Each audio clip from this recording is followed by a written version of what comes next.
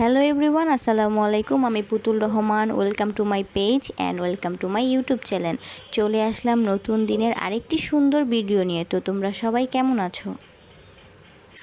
তোমাদের সাথে এর আগেও আমি শেয়ার করেছিলাম যে আমি ডক্টরের কাছে যাব। ওই দিন আমি যেতে পারিনি, তো আজকে যাব। এই জন্য তাড়াতাড়ি করে সকালে নাস্তা বানিয়ে রান্নাও শেষ করে ফেললাম। তো রান্না শেষ না হতেই আমার চুলা মুছতে হবে। এটা আমার মতো কার কার এই অভ্যাসটা আছে তারা কিন্তু অবশ্যই কমেন্ট করে জানাবে। এই কাজটা করতে গিয়ে আমি অনেকবার হাতও পুড়ে ফেলছি।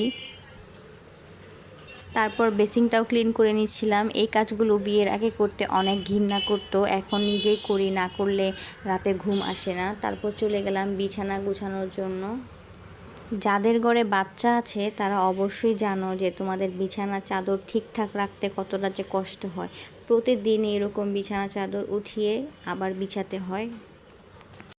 তারপর যাই হোক, এখানে আমি বিছানো গুছাতে গুছাতে আমার আন্টিও এসে পড়েছিল। উনি এখন ঘরটা ঝাড়ু দিয়ে ঘর পরিষ্কার করে কাপড় চোপড় ধুয়ে দিয়ে যাবে।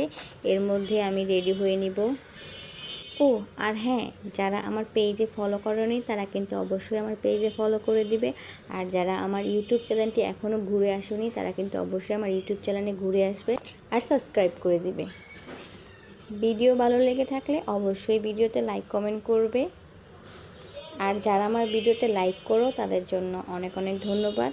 আর আমি রেডি হয়ে এখন নিচে নেমে গেলাম, যাব এখন ডক্টরের কাছে।